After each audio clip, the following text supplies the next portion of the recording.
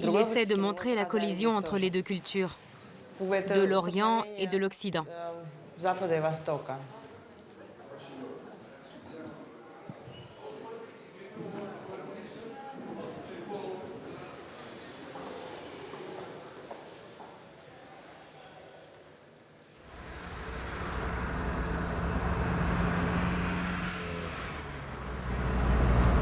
Les grands écrivains, surtout, c'est des tempéraments comme Dumas.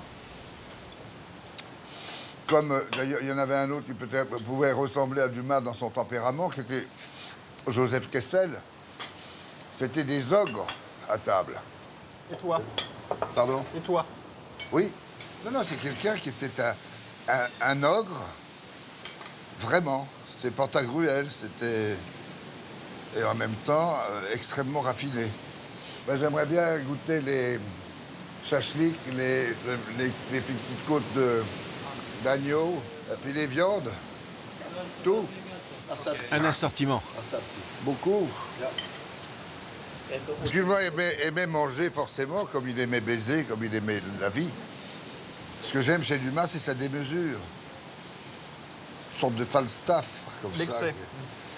Oui, c'est des excès. D'ailleurs, on s'étonne, je m'étonne comment un homme comme celui-là, s'il n'y avait pas la médecine qu'il y a maintenant, mais il devait être bourré de cholestérol. Ouais, c'était une force de la nature. Ah, c'était une force de la nature. Oui. Ça doit être extrêmement fatigant de vivre à côté d'eux, il faut l'aimer. C'est fatigant de vivre aux côtés de quelqu'un comme Bah, Dumas. oui, Et aux côtés de quelqu'un comme Depardieu. c'est fatigant aussi. Moi-même, je me fatigue. Des fois, j'aimerais bien, oui.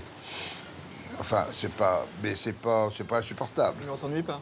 Non, moi je ne veux pas ça, c'est pas insupportable. Mais en tout cas, j'admire ce qu'il y a chez Dumas, c'est qu'il y a ce sens du romanesque, mais aussi de la sensibilité. Puis il y a cette curiosité d'enfant en même temps. Et puis il y a cette sensualité qui... C'est pas les sensualités de cul serré. Je me resserre. Oui, je vois que t'aimes ça, c'est bien. Il faut le prendre avec ça, là, ça c'est bon, prendre ça.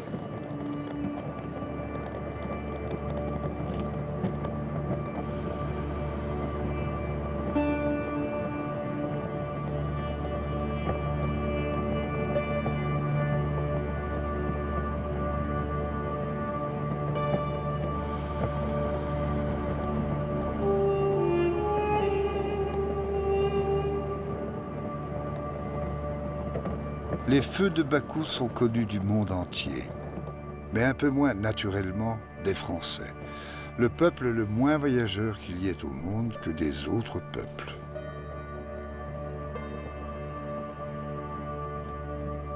Le naphte est de l'huile de pierre, du pétrole inflammable, toujours, léger et transparent quand on l'épure, mais qui, même épuré, répand une fumée épaisse, d'un goût désagréable. L'endroit, au reste, est facile à trouver. On est guidé par l'odeur du naphte. Figurez-vous une plaine d'une lieue carrée à peu près, d'où, par 100 ouvertures irrégulières, s'échappent des gerbes de flammes que le vent déploie, fait flotter, courbe, redresse, couche par terre, élève jusqu'au ciel sans jamais les éteindre. C'était